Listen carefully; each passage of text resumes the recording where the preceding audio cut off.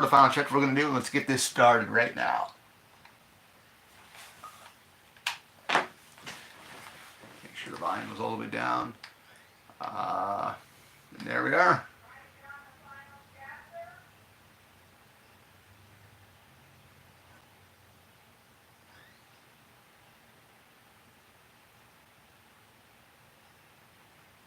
All right, here comes that Paramount Classic logo here.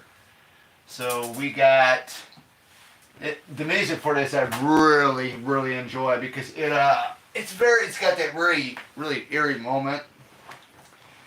Again, guys, this is like the first time Jason is actually scary to everybody. It's like recapping everything. So you see him. I mean, you see everything from 1 through 3. I love how they incorporated the whole Paul Holt campfire story right there. But that music, the music for this is really eerie because this was supposed to be the very last one, but then they figured, hey, let's go ahead and make another one. Let's do another one after that. Let's do another one. Part 3 was originally supposed to be the last one. Then Part 4. Then Part 8. Then Jason Goes to Hell. And then it goes on and on and on. Then we had the 2009 remake. We haven't had one ever since because of the rights issue battle. So, it is what it is, and it is what you make it with these films. I enjoy them. Like I said last night, I enjoy every single one of them. I mean, some entries are better than the others. I can see that. I was talking with somebody yesterday. That was in the live chat here yesterday, and either he or she had said that they liked Jason Goes to Hell. There's not too many fans of that film, but hey, I'm not a big fan of it. But I mean, I like it for what it is. But yeah, we're gonna be in a real treat because this is to me this was the introduction to Corey Feldman for me. Then Crispin Glover, and then we got what's her name? The nurse, the dark-haired nurse, the one that's with Axel. Both her and Crispin Glover were in Back to the Future, a year after this. So, you know how they do movies. They film movies a year before. So I believe with the final chapter, they started filming the final chapter in '83, and it didn't get released until '84. So once '84 came around, that's when Crispin Glover and I don't know why I want to say Joan Freeman. I think because I know the lady that plays Mrs. Jarvis, the mother of Tommy and Trish, her last name is Freeman as well. I don't think she's even related to the girl that was in Back to the Future, but she plays the nurse we're talking about is the nurse that's with Axel, right? She plays Lorraine Baines, which is Leah Thompson's one of Leah Thompson's best friends in Back to the Future. So you'll notice her. You know she's got the dark hair and stuff like that. E. Eric Anderson, he's gone. He passed away a couple years ago. Someone had said something about Crispin Glover when he arrived on set.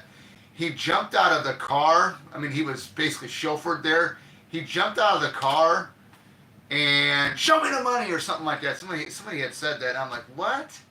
And of course Joan Freeman. I knew it. I'm trying to think if that's the mother or if that's the Back to the Future lady. You got the twins. When they popped up Barbara Howard's name on her, Barbara Howard is actually from Chicago. She plays Peter Barton's girlfriend in the film, Sarah. The one that doesn't want to get in the water at the lake with like Judy Arrowson and all them, But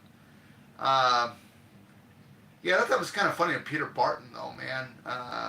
The reason why he got this because him and Amy Steele worked on The Powers of Matthew Starr. That was a show back in the early '80s, and of course Amy Steele had just did part 2, and she had told me you had to do it. I did the second one, So he did it, and I believe she was the one that talked him into doing conventions too. So That'd be a real treat. I've never ever met anybody from Part 4. Yeah. Franco Perez. He is a horror legend, but I think Jason's better. And I'm just joking with that, but yeah, to me, Jason's better. I'm not a big Freddy fan. I like 1 and 2 of Nightmare on Elm Street, and then a little bit of Dream Warriors. But I think Nightmare on Elm Street should have been just left as a trilogy, because the way they ended Dream Warriors was perfect. Here we are. We're the helicopter spotlight comes down. We're at the aftermath of what happened with Part 3.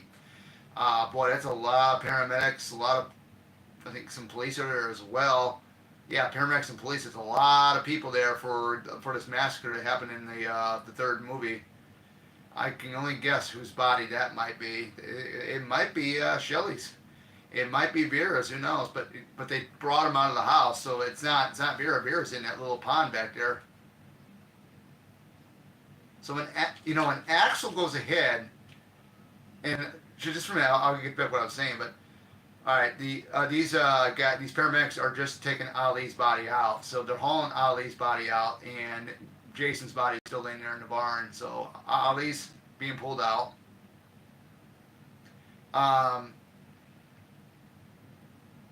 Shoot, I already forgot what the hell I was even going to say now. I got so caught up into it.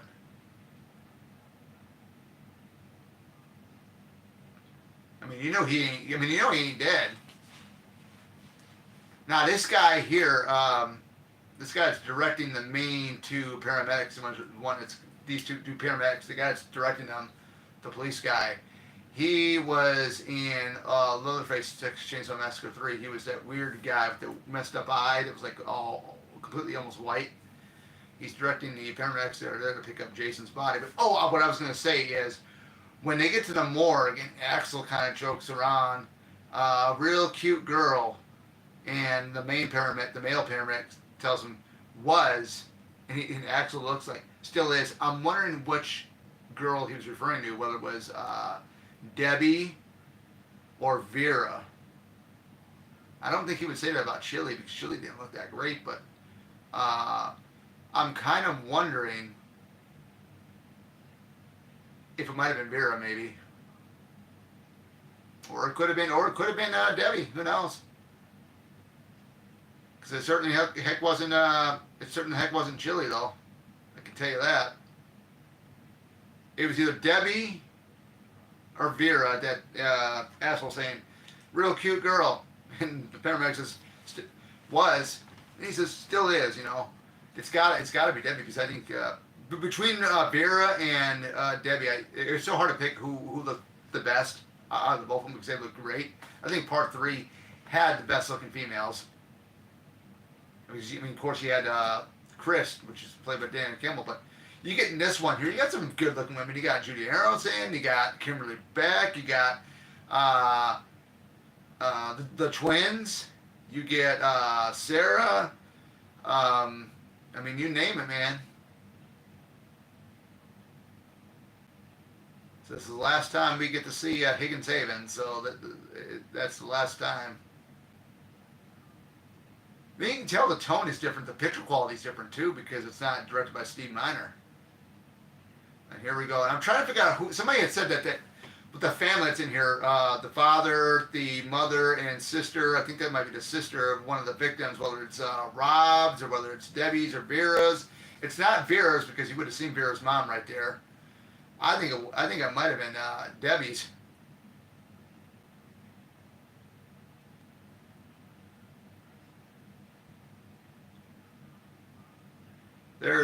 This is your last. No, I got one more over there.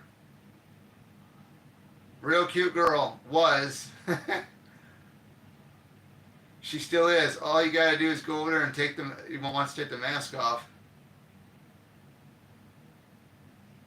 I get the top copy. I could imagine, I wish they would have shown the other body. I wish they would have shown the female's body, so that way we can identify it.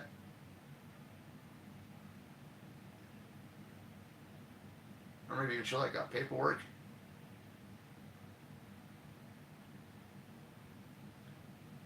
And you notice on the nurse here, that's the nurse right here with Axel. That's the one that's in Back to the Future.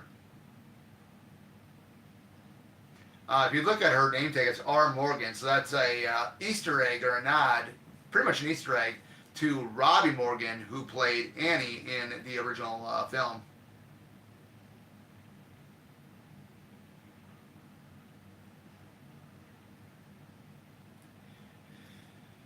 This whole dance video with these aerobic women, you can find. I'm trying to figure out where I can find the video out on. 'Cause I know somebody had uploaded it, the whole video, but somebody had said one of the girls is Darcy DeMoss from Jason Lives, who was Court's girlfriend Nikki.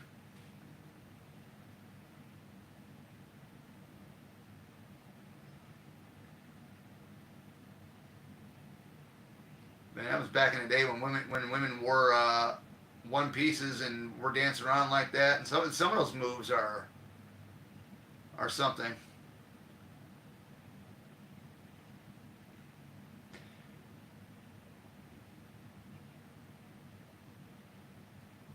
Yeah, he has the hots for Nurse Morgan, I'll tell you that. And Jason's body's laying right there.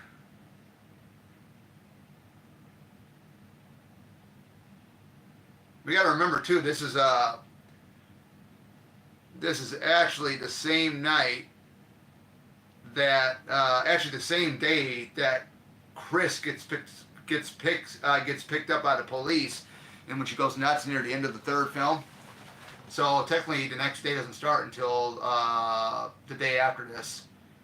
But yeah, I mean it's really interesting how 2, 3, and 4 are all in the same week. Because two happens in 2 days, 3 happens in 1 day, and then this one here happens in 2 days because this is basically the aftermath of what happened the day before. So I'm trying to think. Part 3, would that be Saturday? And it's a Saturday night. And then when they get to where they show Trish and Mrs. Jarvis jogging through the woods, that's technically I believe Sunday.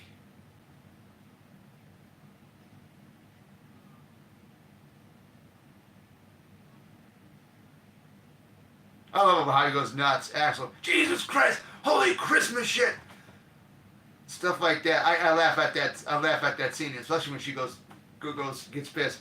You better lock that sucker in an icebox. And she looks down. She notices her nurse uniform is unzipped. She zips it back up. I don't know what. I'm going crazy.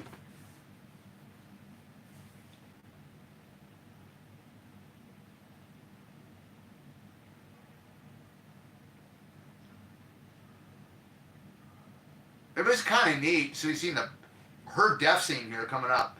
It's kind of neat because there's like I think it's in the Chris Lake Memories book. They show her harnessed up up against the wall, up in the air. I think there's like some type of bar or something where she's holding on to. And then there's Ted White as Jason, getting ready to basically cut into her. But if you look when Axel's putting Jason inside the little thing where they put like dead bodies at, he's breathing. You can see the breath of his breath. And oh shit, it's something's gonna happen here. Something's gonna happen. Now, I'm gonna try to figure out which one is Darcy DeMoss here, because I keep saying Darcy DeMoss is in this workout video. I think maybe she might be the one on the opposite side, the other brunette, not the one that's facing the screen when we watch it, but the other one. Oh, sawed him and snapped his neck. Or his head went all the way completely around. Oh, she's a goner. Oh, man, he ain't messing around. Oh, man, he ain't messing around. I love the black nails that he's got. Because from 2 through this one, he looks different. He looks even more different. Because his hands was never like that in 3. The black nails are like almost like inhuman. And here he is. I believe he's up above watching Trish and Mrs. Jarvis run. Yeah, Joan Freeman. I think that's. I think Joan Freeman's the mother. And then Lisa Freeman is the Back to the Future lady. Because I know the mother is still alive. I do know that. I know she worked. She actually worked with Elvis Presley back in the day in a movie, I believe.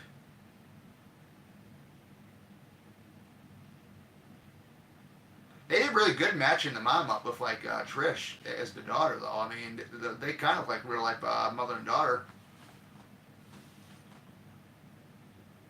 That house, they used that for Eraser, and then they went back and they used part of it for Friday the 13th Part 7, The New Blood, the one with Tina. Everything looks the same. I know the countertop is still original from the last pictures I've seen of it. All that's pretty much everything's original.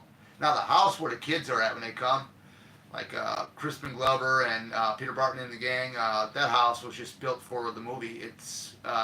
They tore it down after filming was over.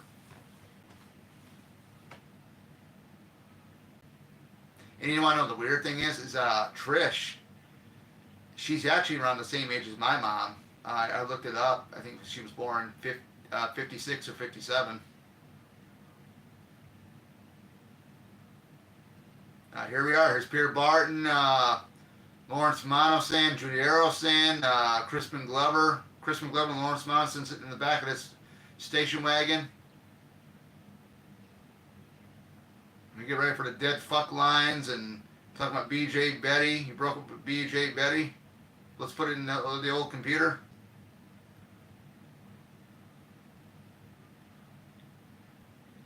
She wanted to be treated right. I did. I treated her right. I treated her right. That's what's driving me crazy. And this one here, this is the one where we actually find out what Mrs. Voorhees' first name is because it's on the tombstone. And I got the Part 4 Jason NECA figure, and it comes with the mini tombstone. But on Etsy, you can actually buy a life-size Pamela Voorhees tombstone, which if I had room in this room here, I'd definitely get it and put it in here somewhere. But I don't have room anymore. But the Friday 13 collectibles I got, I love what I have. I got the Campus Lake sign, a replica of that. Hey, I'm happy with that, man. Believe me. The computer says that Jimbo is a dead fuck. A lousy lay, you know? Hey, Face, how's it going? Hope everything's going great with you.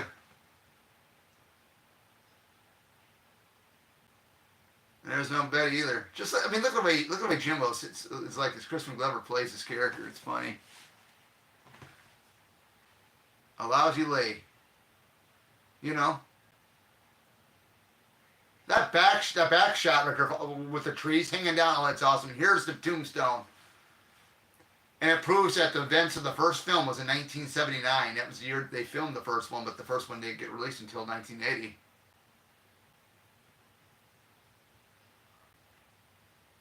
Yeah, I mean, it's hard to believe I've not met anybody from this film yet. I mean, I wish they'd bring them to a convention. 1930 to 1979.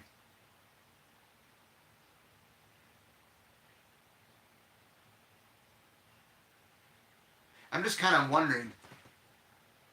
Yeah, I'm watching Friday the 13th. I'm watching the final chapter, Part 4. We just got to the scene when that gang kids got to Mrs. Voorhees' tombstone, where they pulled up right by it. We're trying to figure out where they go. They think they're lost. Now we're getting to this hitchhiker, the one that says, "Hey, honey, you got a sister?" And she throws up the middle finger on the back of the sign. It's the FU. It's one where she gets stabbed while eating a banana, but it's Tom Savini playing Jason at that point. And oh yeah, Tom Savini's back for this one. There we go. Eat that banana, and all of a sudden he's going to come and get you. And it's Tom Savini as Jason. It's not Ted White as Jason. It's Tom Savini this time filling in. Yeah, it's a good banana. I love bananas myself. I actually had one this morning.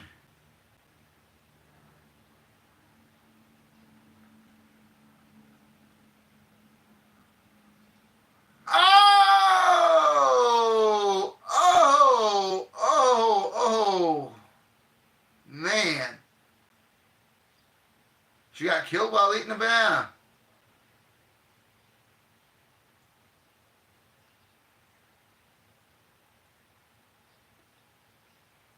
Man, 84, man. I mean, I gotta look back and see what month. I gotta look back and see what month this came out in 84 because I was born in June of 84. And the neat thing about that, off the topic here, I was born 2 weeks before Karate Kid came out. Karate Kid came out in June. I was about like maybe like 2 weeks old when Karate Kid came out. So that's a real enjoy. If I ever met Ralph Macchio, I'll mention that. So I was born in June. I was born June 10th of '84. I was born 2 weeks before the original Karate Kid came out, which amazing. I can imagine what he'd be saying if I would bring that up to him if I would ever meet him. It's hard to believe. We had a lot of good movies this year. We had, of course, this Nightmare on Elm Street came out in '84, along with Final Chapter. We had 16 Candles. We had Oxford Blues with Rob Lowe and Ali Sheedy that came out this year as well.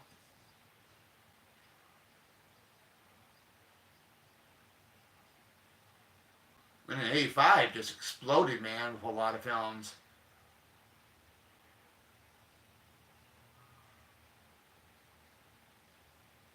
Corey Feldman, man. I would,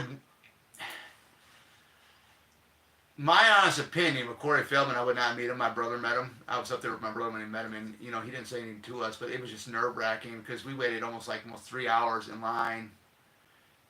His manager, pardon for saying this, his manager, I didn't get good vibes with him. I didn't say nothing to him. I mean, I said something to him because I was like, yeah, I'm not getting the autograph. My brother is getting the autograph and stuff like that. And I mean, you can tell when some people are kind of, they don't really give a shit about the fans. I don't think Corey's like that, but he didn't say nothing to us.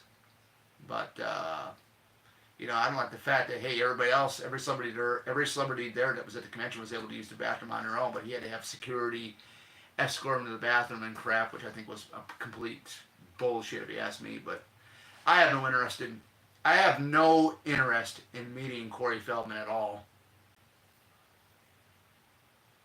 I'm sorry about his life when he was basically, I don't know, sexually assaulted on set when he was a child or something. But I mean, I feel bad about that. But I mean, he seems like a great person. But I just the experience I had, when my brother went up there and met him, it's like, it ain't worth standing around for 3 hours in line waiting for him.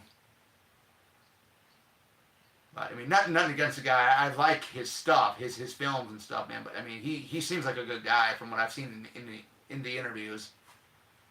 But I mean, his manager was, yeah. I mean, we're able to voice our opinion, so it's nothing against you, Corey. It's just, I just don't really care for how, we had to wait in line and stuff like that, 3 hours and 3 or 4 hours, and then I had a dipshit fan that, looked at me and was like, what? Because I was looking at all the stuff he had in his bag because he had the VIP pass and crap, and I said, nothing, man, cool stuff. And just, you never know when you go to these conventions what type of weird people you're going to run into. I mean, especially like fans and stuff. But yeah. But Corey Feldman definitely had some awesome movies. I'll tell you that. I mean, I loved him. I loved him as Ricky and Ricky Butler in The Burbs.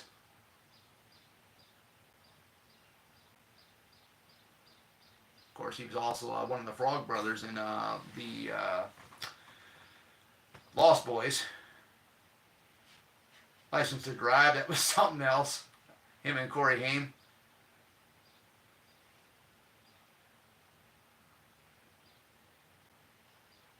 I would love to meet the twins, though. The twins that are in this film, I would definitely love to meet them, man. I mean, they do conventions. I mean, them, Judy Arrowson, uh, Peter Barton every once in a while. I mean, you know, the Chicago conventions need to get the final chapter cast. I mean, they had them the one year, but I didn't go to Flashback Weekend that one year when they had them.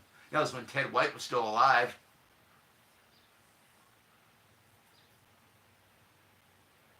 I'd be jumping up and down in my bed too when if I see a couple right next door to me getting naked and crap over there, and they're getting ready to, the girl's getting ready to get, you know, what done to her. That is the same, the music that's on Teddy's headphones, you can hear it. That is the same music that was in Friday the 13th Part 2 when, I believe when they were all at Patnack Lodge dancing around. Like Jeff and Sandra were dancing around, and some of the kids were playing that skidoo thing, whatever the heck they call that, the shuffle thing, and then you got Paul and Ginny playing chess. Here comes the twins. They're from England. Now, I can't tell them apart. Right here, I can't. But now that they're older, you kind of can tell maybe who is who a little bit, but it's so hard. So, I mean, if I were to remember, I ask them, so who is Kara and Kara more? Which one's Kara and which one's Kara? I think that's their real names.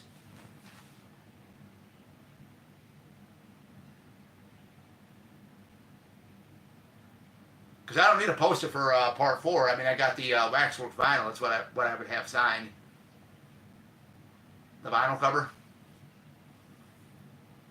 Oh, this scene I love. Sarah's going back to get the car. And it's all dark and eerie in the woods. And that's how it usually is. It's dark if it's like cloudy and stuff. Of course, there's sunlight, but they made it like really, really dark because once it's like you get like in heavy wooded areas like that, it's really dark in there, just like that. And that music for Harry Manfredini for this as well, man, it sets the tone because it's like she's looking back behind her. There's that feeling that Jason's watching her. And I like how when she backs right up into a tree. Oh, a tree branch, I should say there.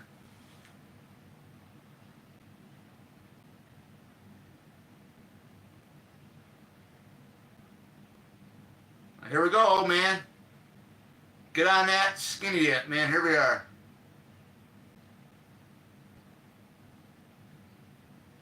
We have no suits, and here's Teddy's face here. Looks at him like, what the hell are you talking about? We don't need suits. All right. And Judy Arrowson. I'm wondering how, Judy Arrowson looks really good for an older woman, too, I'm just wondering how old she was in this. You can find all that up. You look at the year they were born, you can calculate all that up and just figure it out. But she looks really good in 13 Fanboy.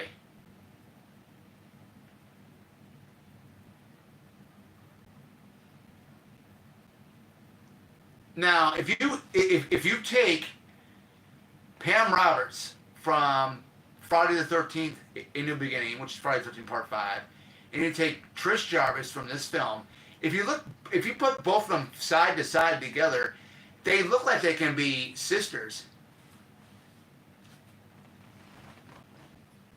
They look like honestly, they look like they can be sisters, both Pam and Trish. You take Pam from Part 5 and Trish from this film here, their faces look a little bit the same, They could be sisters. You can pass them off as sisters, put them side by side. Because they're both blind.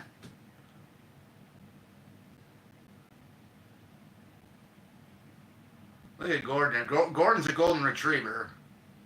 We never figured out what the heck ever happened to Gordon at the end of this one. He jumps out that window at the top later on in the film, and that was it. Oh, that's scary. You're on like a dead dirt road like that, and there's Jason's watching them. Car stops, and then we get the introduction to Rob Dyer, who is Sandra from the second one's brother. So that's pretty good. Back when you were able to do stuff with cars, these days you really can't do it yourself anymore because everything involves the technology and stuff with cars. I wouldn't know where the heck to begin. I was able to, you know, do my engine air filter. I was able to take off my one tire when it had a flat and put the spare tire on. That I can do, but stuff like this, back in the olden days, yeah, it was a lot easier for people to do stuff because you didn't have the technology, you didn't have, uh, you know, stuff where you can actually call people through your car, and they can speak right to you through the speakers of your car, stuff like that.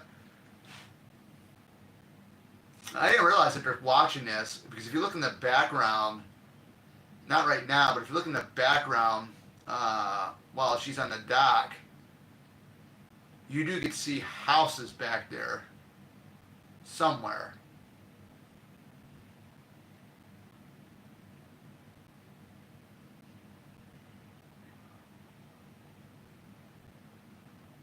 And she's panicking. Yep, right back there, right back there where she's leaning over trying to find Sam.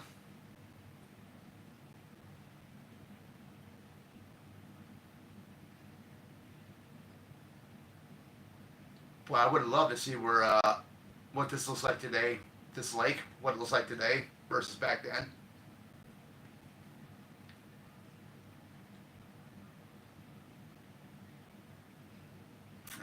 You got a young mechanic here trying to get things done, and here comes Jason. He's just watching.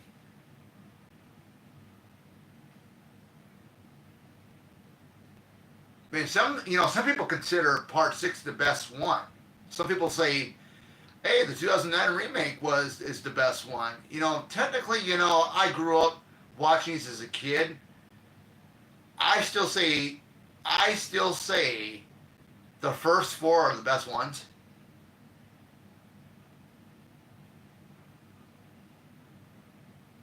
That's what I think. But everybody's got their different picks of which ones they like and which ones they don't. I know Backtrack Cinema does make a good point though. With Rennie from Part 8, she never did anything to fight back Jason. The only thing she did was throw the toxic waste on him near the end of the film, and that was it. And that's basically true. That really is. But she did fight back with him one time when he comes through that porthole and grabs her, and she takes that pin and sticks him right in the eye hole, the eye of the mask. She did fight back twice.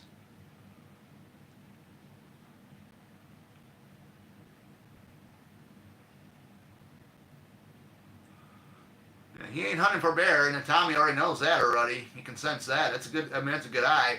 There's something else up, and he's on the hunt for Jason. He's on the hunt to get him because of what he did to Sandra.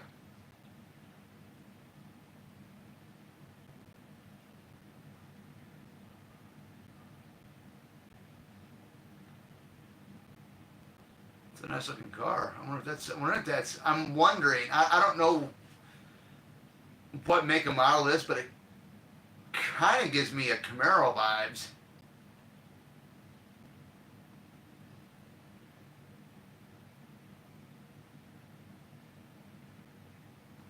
Yeah, that is so nice. They're so deep in the woods and stuff.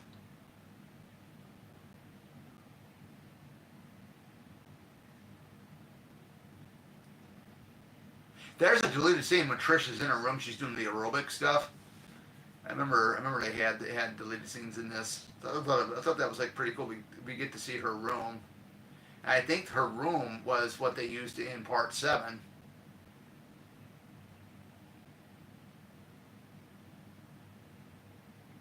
Yeah, Tommy's an aficionado of horror films, masks, and stuff like that. That's really, really cool.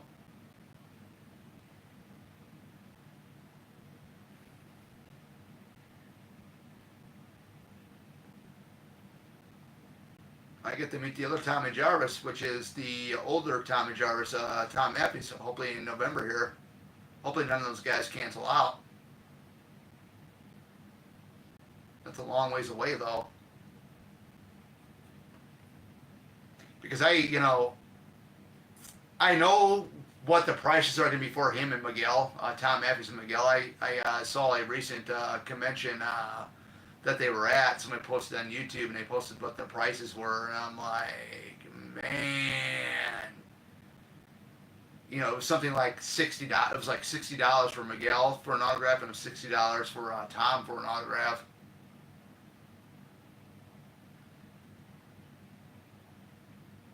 He's getting ready for Lion.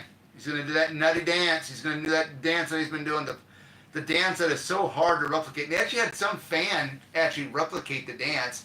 He did an all right job. But, I mean, you're not going to be able to replicate this. There's no way you can replicate it perfect like the way Crispin does here. It is funny. I laugh every time.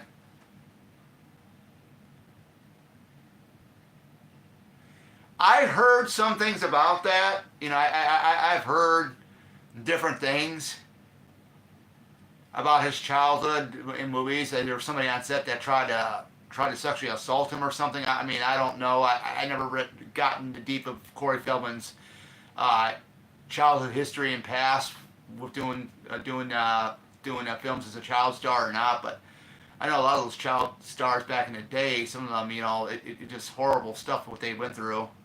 I just feel real bad for what he had to go through. But I'm just glad he didn't end up like Corey Haim. Yeah, I wouldn't doubt it. But I mean, I remember him and his ex-wife were trying to help Corey Haim out because Corey Haim kept struggling with his battle, his addictions and stuff, and then, and Corey Haim ended up passing away, and I look at that and it's like, man, Corey Feldman was so lucky not to end up down the path that Corey Haim went. Because we wouldn't have Corey Feldman anymore.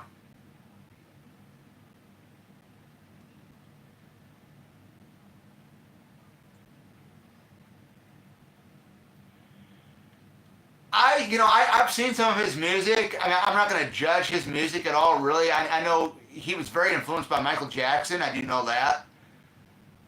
But, I mean, I've heard some of his music. I mean, it's okay, but, everybody's style is different. I mean, I sing myself. I haven't done it in a long time, but I've never sang professionally in a band. But, I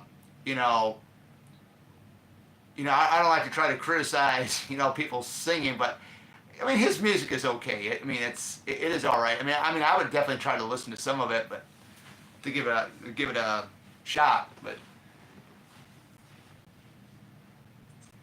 yeah, back when Trish says, "Oh, we always leave the door," if Tommy here, we always leave the door open. That was back in the day when we didn't have what was going on in this world right now.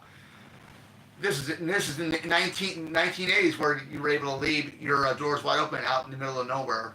Your house doors, I'm talking about. It ain't like that no more, people.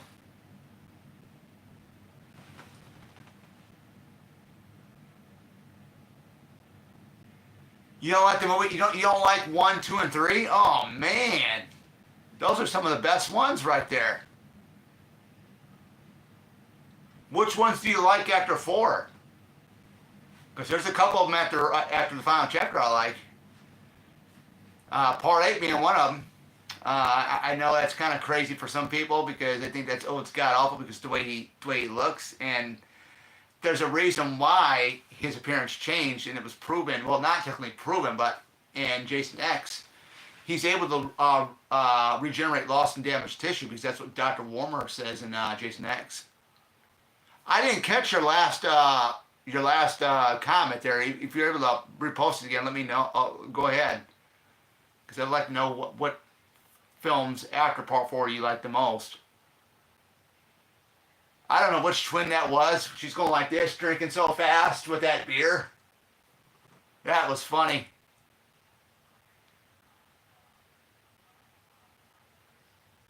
I don't blame Sam for getting jealous here. I really don't.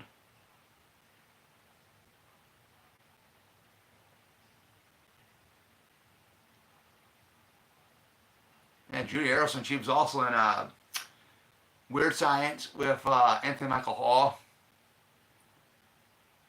And she was in, there was something with an American Ninja, I think she was in. She was in one of the American Ninja films, I believe. I said the New Blood and Jason Lives. New Blood and Jason Lives is your favorite, huh? That a New Blood I like, man. I mean, that's a fun one. That is definitely a fun one.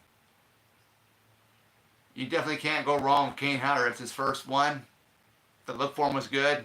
John Carl Buechler did a great job with the make effects for it. He wanted to have all the damage done to Jason. Yeah, I mean, I like both Jason X and Freddy vs. Jason. I won't lie about that. I can see why some people don't like it. I know one of the guys that subscribed to me, and I subscribed to him, Backtrack Cinema, he does not like Jason X either. But no worries. We're not here to judge somebody or say, hey, oh, you're dumb for liking Jason X, or oh, you're dumb for liking part one, and that's the most boring one. We don't do that here on this. We don't. I don't like people bashing others, but if you don't like it, hey, that's okay. Nobody's here to judge you or anything. But yeah, I mean, I know some people like other films better than others, and that's cool. I mean, like I said earlier, there's more people. I mean, there's some people out there that like Jason Goes to Hell. I'm not a fan. I'm not really a big fan of it, but I like it for what it is. It's something very, very different. But I love that shot where Sam's looking up, thinking it's Paulie that's out there, and it shows the fog and then the trees. I thought that was really well done. She's going to get stripped down naked. And this is the scene where Ted White got pissed at Joe Zito, the director, because they had to reshoot this scene. And, Judy Harrelson's out there in the inflatable boat. And she wanted to get out, and Joe had said something like, "No, we can't. No, because it's gonna get hard. It's gonna get hard to get to water still, and she's gonna suffer from hypothermia." And Ted White's like, "You either get her out of that water now, or else I'm walking." And there was another confrontation between Joe and Ted. Too, it was when the Peter Barton kill came up, I believe. There was no protective padding on the back of the shower wall where his face was going to get crushed in. And I thought Ted was like this. Well, you gotta have padding for this stunt here.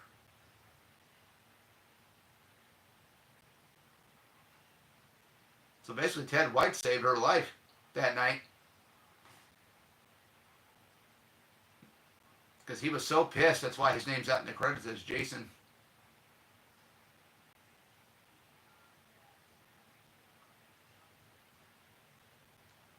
Now the cool thing about this, she's inside the inflatable boat. Alright, when we get to the part where they do an up-close shot of her, right before Jason comes up, the rest of the body and the rest of her is a prosthetic body. From the waist, from the pretty much the shoulder down. Her actual body, there's a hole inside the raft, and her legs are in the water. So those are not her real legs. Back there.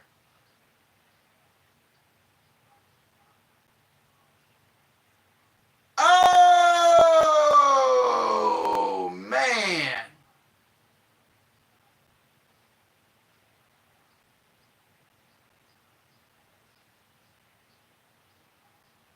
You gotta wonder, they must have been packing stuff up in this house, to be bringing stuff to this house before they actually moved in, because they didn't have any of the stuff with them when they arrived there in the station wagon. Here, Paul's gonna go out there. He's gonna go out there and check on her. He realizes, yeah, I did the wrong thing. I'm with you, not the twin.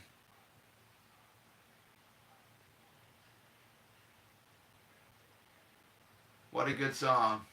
I like the Lion song, Love is a Lie. I mean, that's a damn good one. I'll listen to it from time to time on YouTube.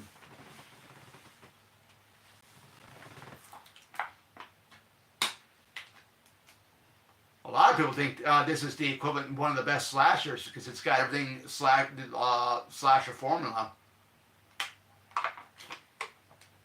Gotta have that bottle of water, you know. You always gotta have that because when you talk, man, your throat starts getting scratchy and stuff.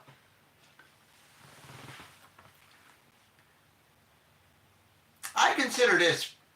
It is one of the best slashers. It's one of the best ones. It's probably by far the fan favorite. Usually, to most people when they think it's got everything that a slasher film has to offer. You got young group of kids, good looking women, boobs galore, great kills.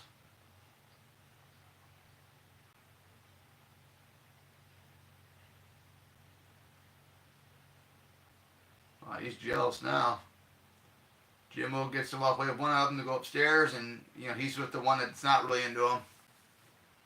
The one twin that is not into him. Oh man.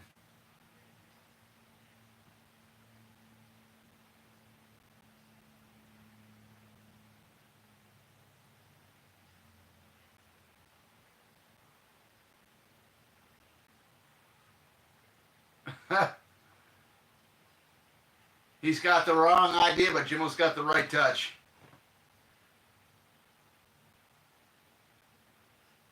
All right, he's gonna get inside that water. I mean, the music is great, man. Especially when he enters in the water here. Now, I'm kind of convinced that this is like a channel area where he's entering in at, especially where she was at before she got killed. Because it doesn't look like a lake; it's so narrow. But we don't get to see the full width of it. So they have a lake right in the back of their yard. I'm kind of surprised.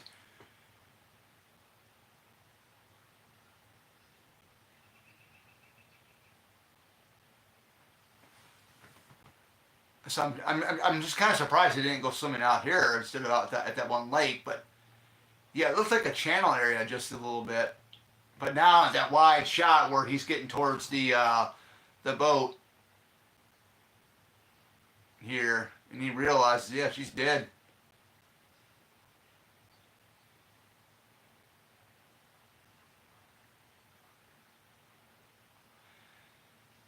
God, I would have swam over there. He gets up right up on the dock. He gets halfway up there. He gets it right in the groin area.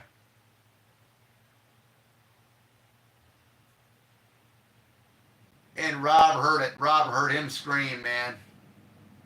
He's getting that machete ready. And another cool thing about this is that the tent scene, like when Trish comes down there to find Rob, she goes in it, and there's a scene where it looks like Jason's looking at the tent. That scene of the first person view of the tent is also in Freddy vs. Jason, or not Freddy vs. Jason. What am I talking about? The New Blood as well. I mean, it's really neat what they did.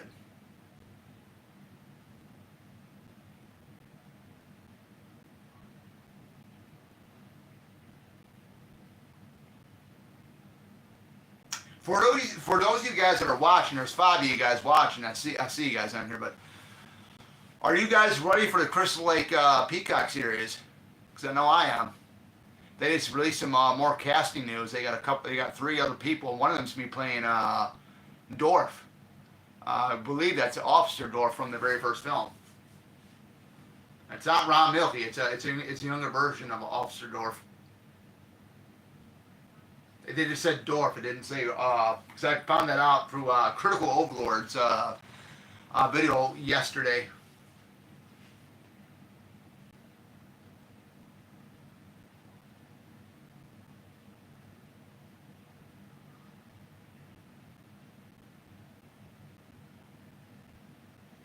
Man, he broke that gun, took that gun, that rifle, snapped it in half, man. They got the house, the kid's house in this one for the game, looking pretty good. Fortunately, it's sad that that game is done, but I heard that they're going to be making another Friday the 13th game. I mean, they're talking about this. neck Jason Universe thing, and I got in Google yesterday, and it's something about they're gonna make a Jason NECA of the current look for Jason for the Jason Universe, and that one where the mask looks different, the eye holes on it look like rectangular shaped and stuff like that. I'm thinking you're gonna make a NECA figure on that, and we don't have a new movie, and this Jason isn't even. If we haven't seen Jason yet, you know, I mean, it just doesn't make any sense why they would do that. And that design is supposed to be Greg Nicotero's design, legendary makeup effects artist.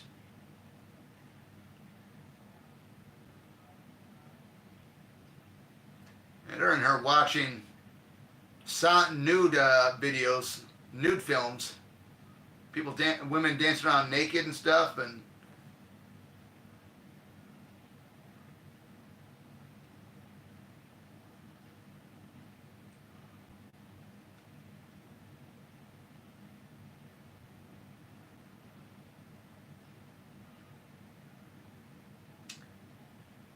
yeah, I decided to do this live stream early because tonight I'm probably going to go to bed early because I want to get up early and kayak my last day off before I go back to work tomorrow. I was going to do it today, but you know something came up last night during one of the live streams I had.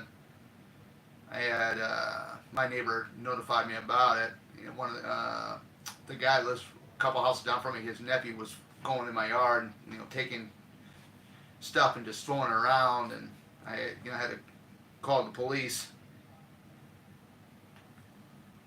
They went over and talked to them and told them not to come in the yard again. So thank God, hopefully, but.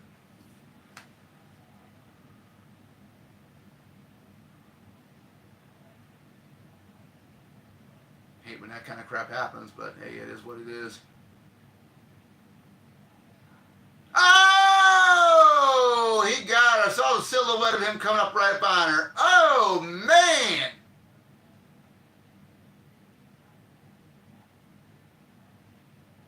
Oh, man. She didn't stand a chance, man. I'm telling you.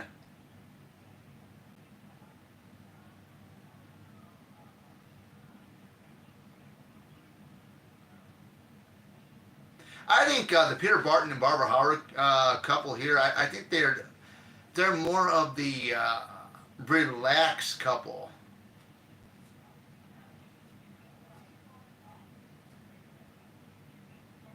Because look how relaxed they are. I mean, especially him and both of them. I mean, they're very different from the other couples in this film.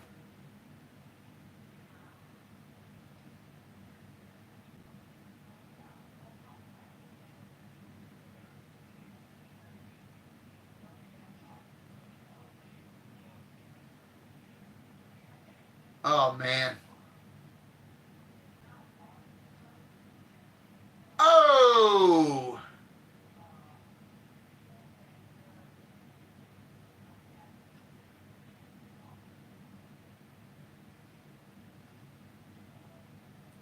I like that when Mrs. Jarvis comes back in from running when it's pouring down rain. It's all blacked out in there, and this is where it gets really eerie to me. Is uh, there's no Gordon. Lights are out. She looks upstairs, and you see that window. And I was expecting when I first seen this that Jason was gonna pop out right there.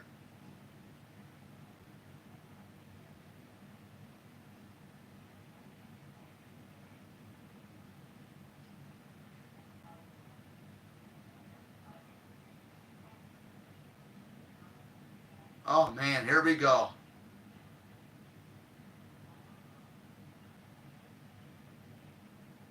And then she goes outside. I think this is a really cool scene how it's visually done.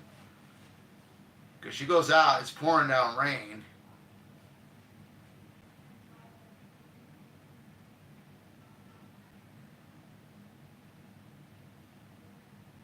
Opens up that front door.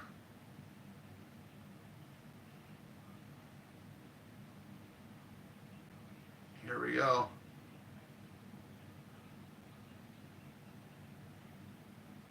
believe it's a rain machine they got. I believe it's a rain machine that they have here. She's getting down. She's coming down the steps. We never see how she's killed, though.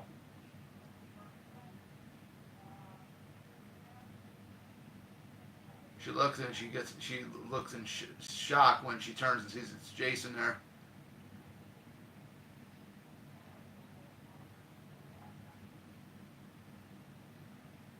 And that was it.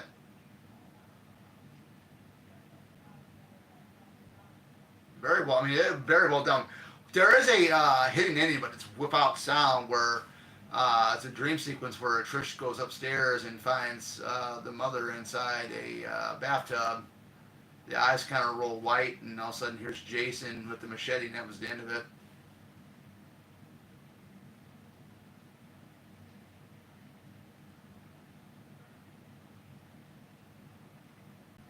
Oh man.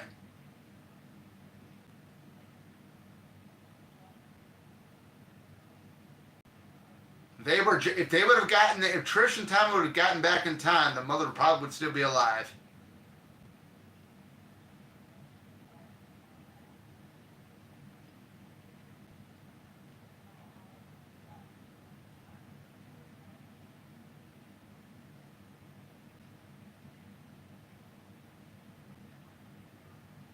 It's all darkened. The power's been cut and killed and everything, man. Even to this day, when they look up there upstairs and they see the window from upstairs right there, I always still think that he's going to jump out. It's amazing.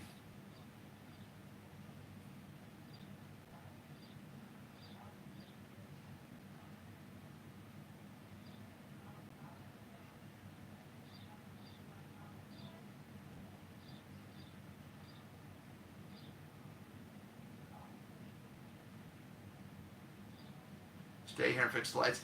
I don't know if anybody's ever paid attention, but that it's not a dress that she's wearing. It's this scene right here when she goes down to Rob's tent. That scene right there where it showed Rob's tent.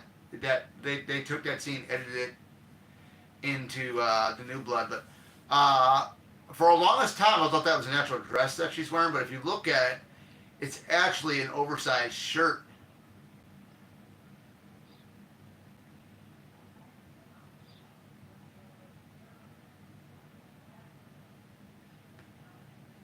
You know, I have to say, I will have to say this.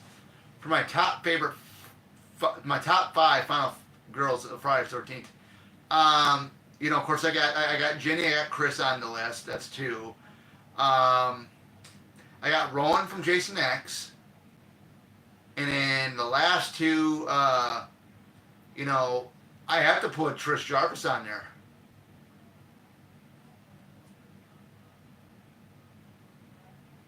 Because this is the only film that Trish is in. We don't know what happened to her after this. It was never mentioned in 5. It was never mentioned in 6 what happened to her.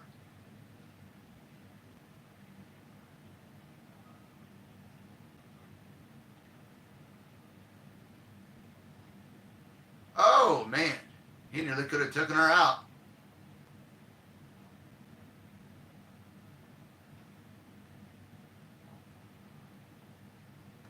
I know I had Rennie on my top 5. It's just because I like the character, you know. I mean, she's got a controlling uncle, and he's trying to blindside her, saying, "Oh, this is facing your fear is no way to conquer it." And yes, it is.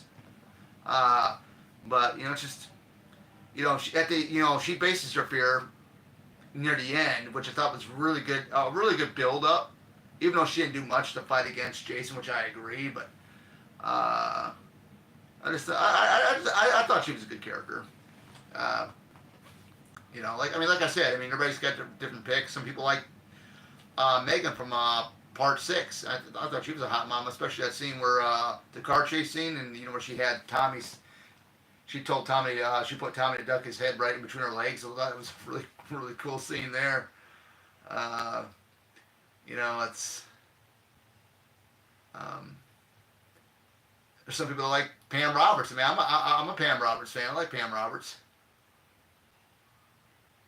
but at the end of the day, I would probably say my fifth favorite would probably be Alice from the original.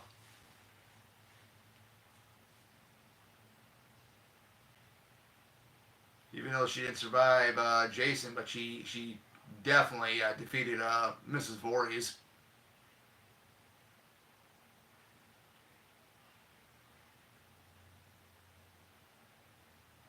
Oh man, we're gonna get ready for a real good kill here of Jimbo. Hey Ted, where's the corkscrew? Oh man.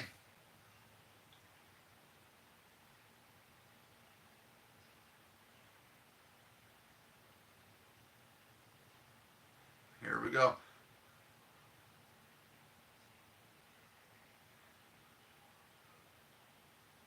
Love.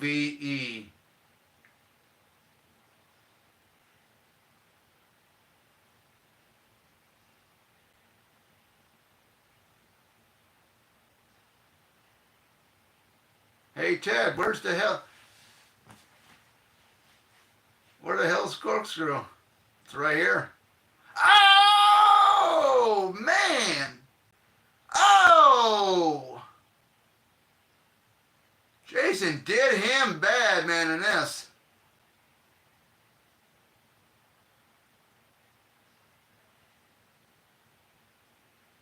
I always loved this scene with the twin when it's coming out where he throws her from the top balcony and she lands on top of the roof of the station wagon and all windows break. It every time I see that, I want to say grand slam.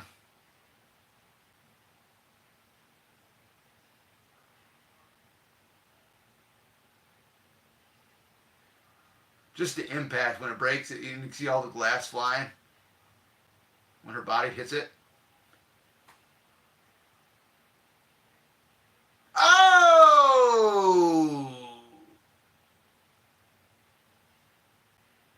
Oh! Only not the long ones busted out, but they the windshield and the two on the driver's side and passenger side windows busted out. And this is how we get confirmation that this is Sandra's brother, Rob, from the second film. I love these little news clippings of Jason. I kind of paused it and just to read some of it. It's really interesting, and I like it when Tommy reads it too, because you get to the part where he mentioned about store owners found murdered or slain, referring to Harold and Edna from the third film.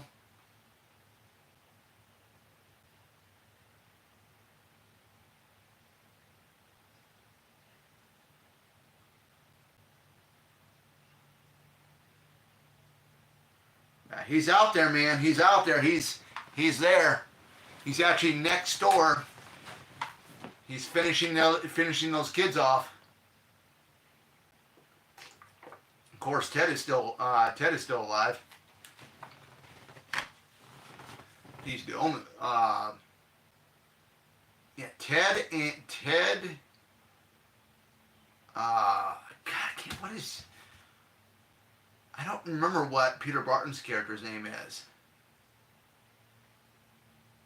His character, Peter Barton's character, and Sarah, they're still alive over there. So there's three of them still alive over there.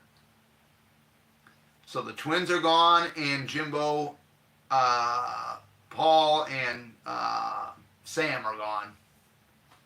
There's only three left alive over there.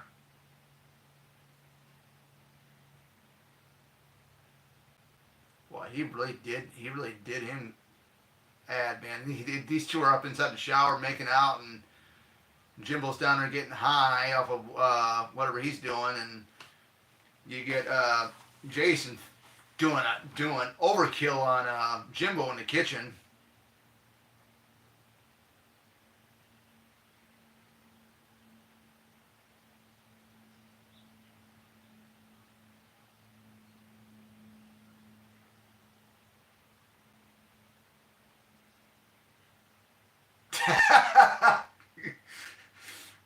Her butt cheeks are going up against the glass of the shower the shower dividers, or whatever you want to call those sliding doors.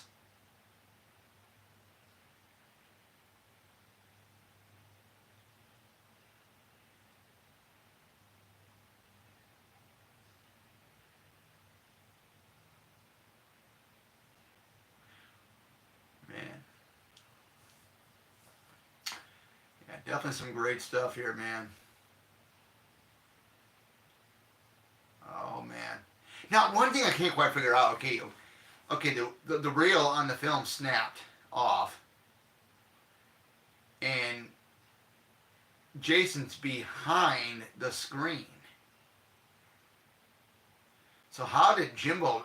How did not Jimbo? But how did Ted? Did not see that.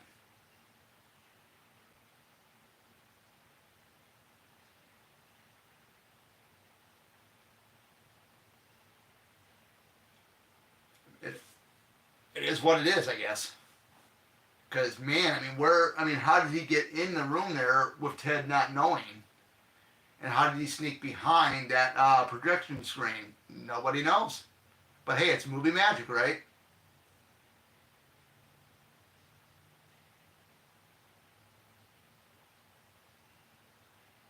I finished up Ted, so now there's only the two of them here. Doug.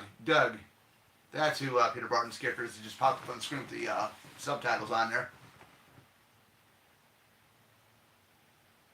Doug and Sarah, the only ones left alive. She goes in, blows dries his hair, comes back in, and see that he's dead. He's gone.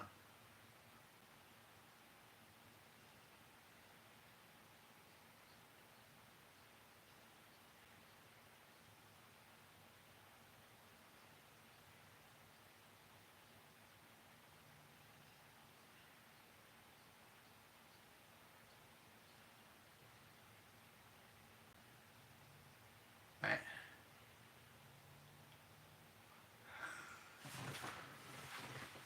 The lights are gonna go off here in a minute.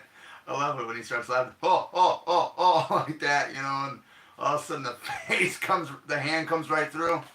This is the part where I believe this is another part where Ted White and Joe Zito had a conflict because there was no protective padding for, I think it was Peter Barton or the stunt double. I think basically Peter Barton.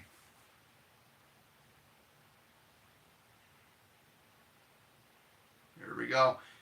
You can't really see her through. You can't really see right through there, but you can see that there's somebody coming towards the shower on Peter's end. Yeah. Drop my bar soap, old buddy. You're getting here from me, old pal. Oh, here we go. Oh, man.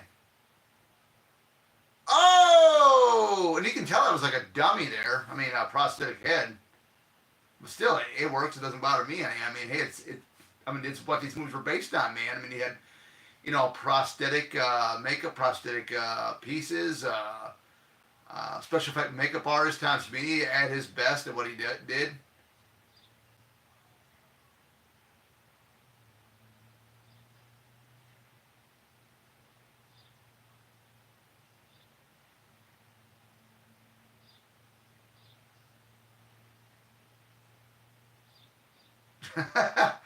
The look on her face. Oh, I'd be wondering, whoa, this is messed up.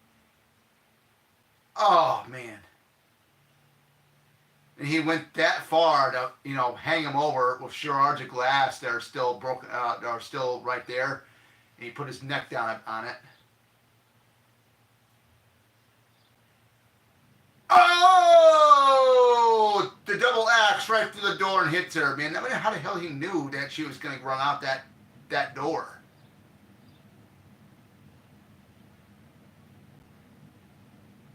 How the hell did he know that? He was already outside now. How in the hell did he know that she was going to go run for that door?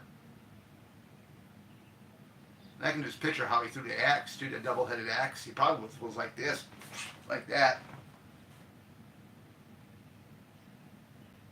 That's another thing too. That's another thing too. I'd love to know too is how the hell did he get so good at throwing knives and axes and stuff?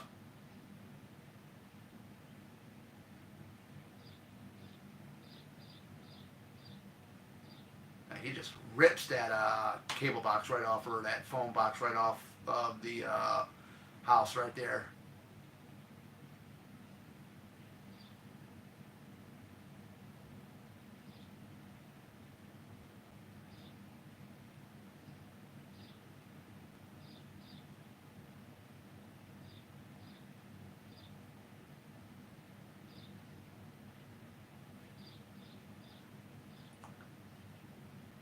Here we go. They're walking. There's Gordon.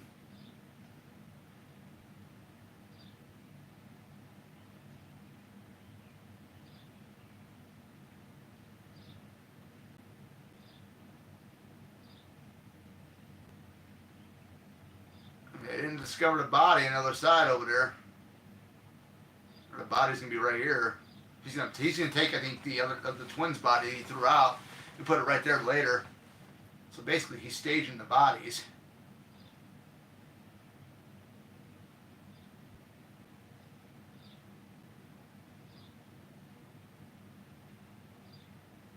Yeah, I'd walk in there slow because everything is blacked out. So you know something's not right. There's a hole right into that door right there. Oh man.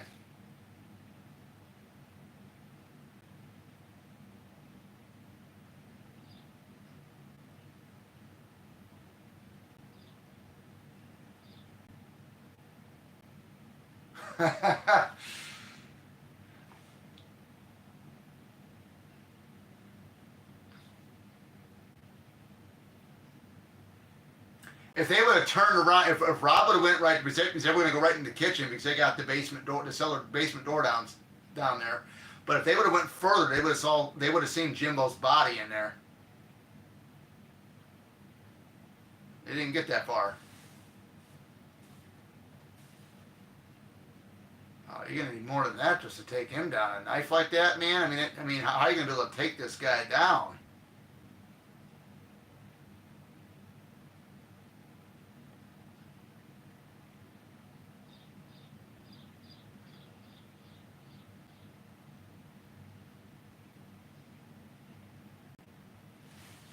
Oh my gosh. Oh man, I think this ain't looking good for him.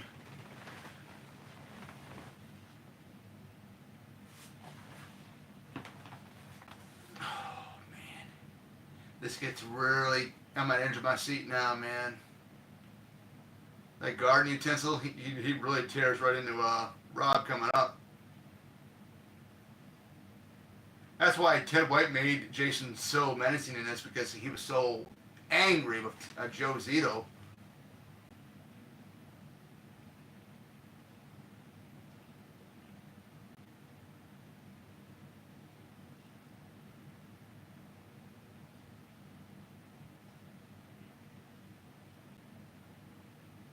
Yeah, what the dog saw, I think Doug's body and jumped out of the top floor, and that was the end of Gordon. That was the end of Gordon right there. So nobody knows whatever happened to the dog at all after that.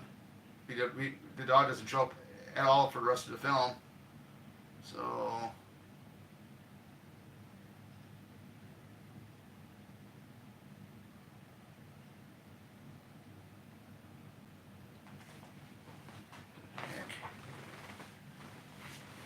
oh, I love this part coming up. Massacre at Campers Lake leaves only one survivor. Cafe owner and wife found slain.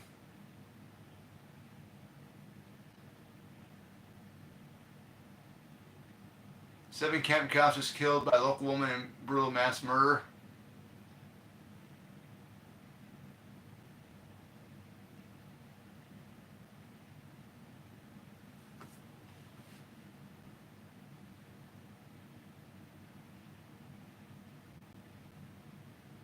And then his body is moved again. Jason's really playing with these bodies. Doug's body was right there in the shower. And now we go ahead He must have a fixation on these bodies if he kills them messing around with them.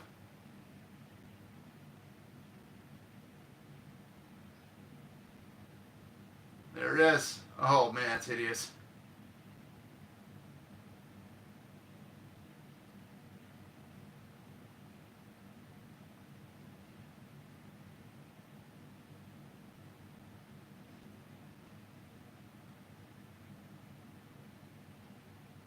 Oh shit.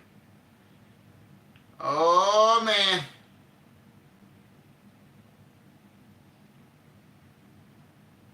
Oh. Oh man, here we go. Oh yeah, he knows he's dying, man. He knows he's getting killed. He's screaming it too.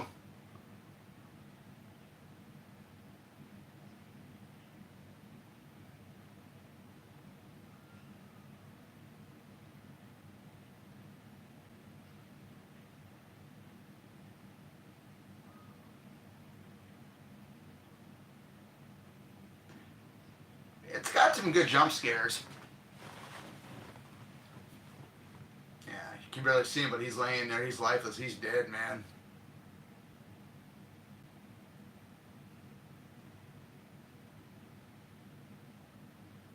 Oh, there he is.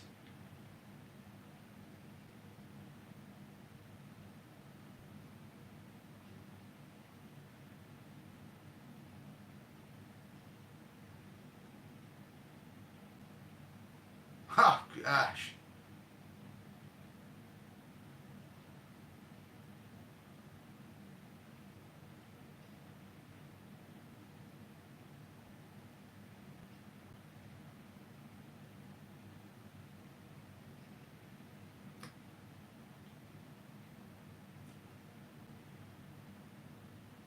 Now, my question: who do you guys think was the better final girl that actually put up a hell of a fight with Jason? Do you guys really think? Because do you guys think between Trish and Chris, who do you think was the better one?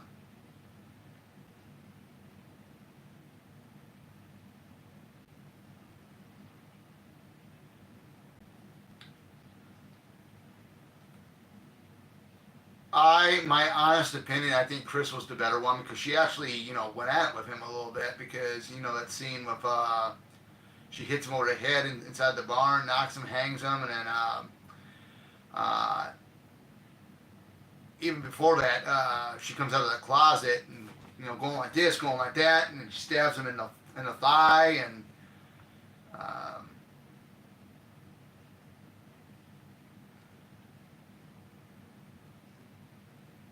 but I mean, she did have help. I mean, they all did. I mean, even Trish here, when she goes at it with Jason, Jason gets on top of her and tries to hold her down. Tommy comes and saves the day.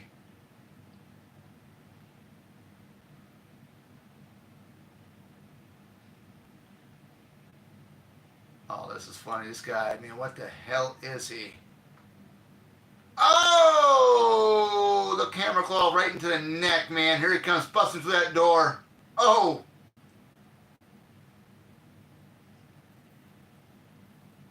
it's hard to believe Ted White was 50 in his 50s here. Man, could he still? Man, could he move, man, for a 50-something-year-old man?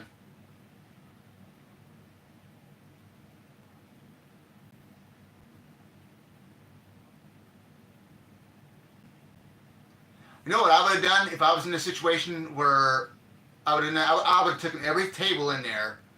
I would have taken every table, everything I can move, along with that shelf right there, put it up against up that door, and see if we can line everything up. They'll end up connecting to the wall back where they're at. There'd be no way he'd be able to get through that. I wouldn't think. He would actually have to hack through all that, and it would take some time.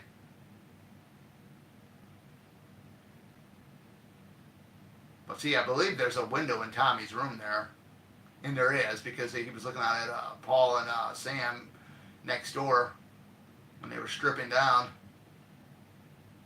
But Jason can probably get on there. There's like a balcony out there to get in that way. Who knows? And I like how he knocks the shelf over He looks down and looks up at him.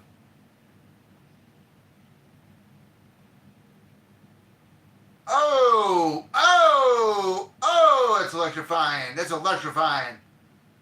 Oh, man. He's knocked unconscious, people. He's knocked unconscious. Look out.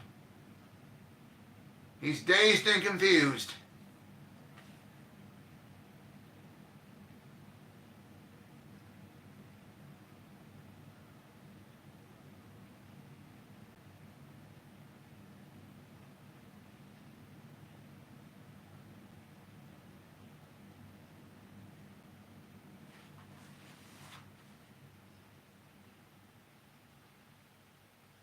I think this is so scary.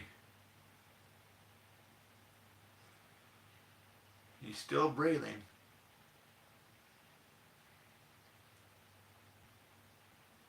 Double-headed axe is right there.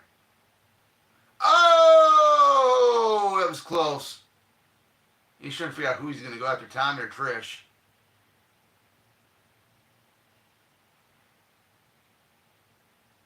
I'm running, man. It's funny.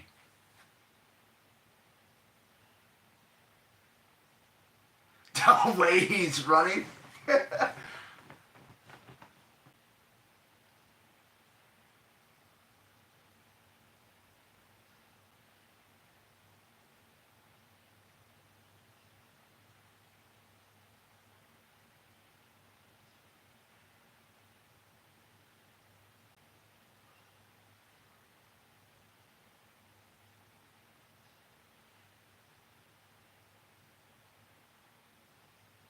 Oh, man.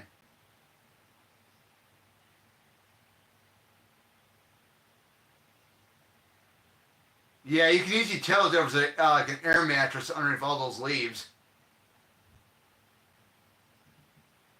Because if she would have hit that, I mean, I think she would have. If she would have hit that, I don't know if they did have stunt doubles for this one or not, but I think if she would have hit that, she would have had broken bones. About that padding down there.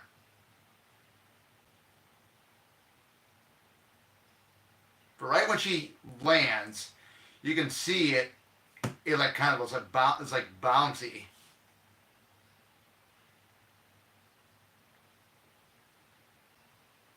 I don't know what he's trying to do. He's trying to make himself look like Jason and trying to get Jason to remember something.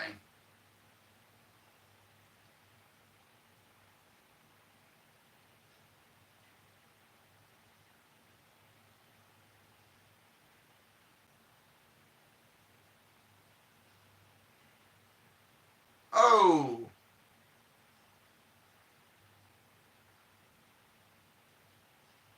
oh! I thought that was creepy when he came up right after she was yelling for Tommy. Oh man, look at that! He's just dodging everything, man. She's just swinging at everything she can. Oh man, right there, right between the hands. He just looks at it like, oh, oh man, oh, oh, oh, yeah, I'm gonna give him something to remember us by. And that she does. She whacks him right in the chest with that machete.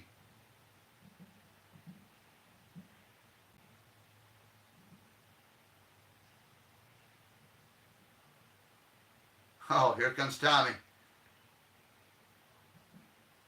Now I know that Corey Feldman was wearing a fever when they were filming this scene.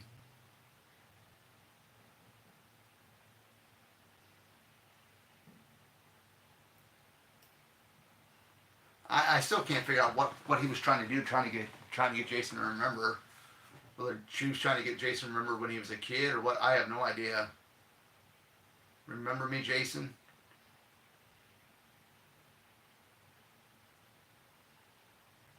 The only thing I can really think what he was trying to do is trying to get Jason to remember when he was a kid. Before he became what he is now.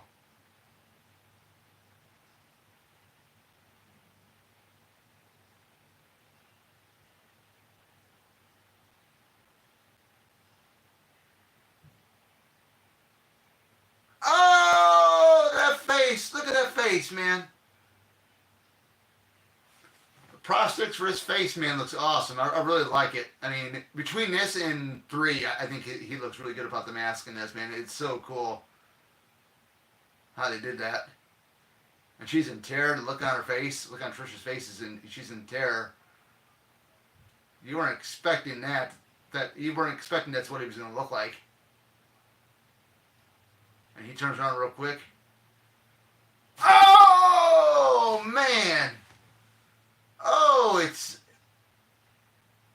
Tommy hits the jackpot, man, with that.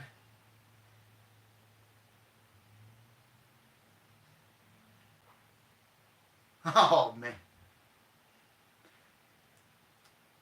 They didn't think. They didn't think Corey Feldman was able to pick up the machete as heavy as it was, but he said, "Here, let me try it." And he running the fever and everything else, and he's just whacking at him, basically whacking the machete, just hitting him. Man, yeah, that's what I believe he was trying to do, is trying to get him to realize, what he was before he became this killer. Because my thing with Jason is he saw his mom do the killings, and I think he thought it might have been okay or something. I don't know, but the whole thing's a mystery with him supposedly drowning when he did not. Maybe we'll get some of this stuff revealed in the Peacock series when it comes out.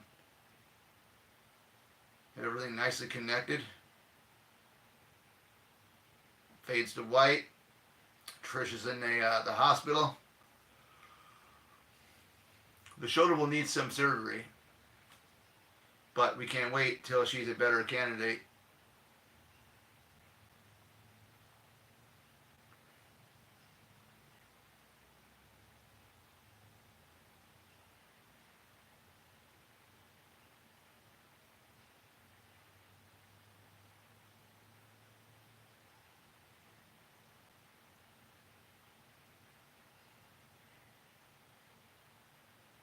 Man, that's crazy.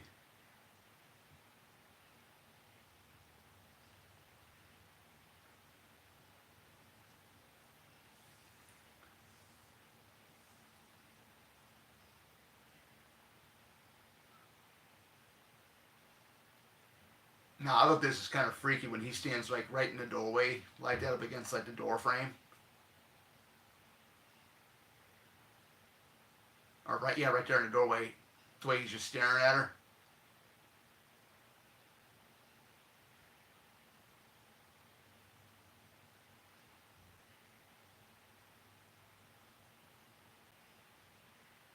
And then this here, when he opens up his eyes.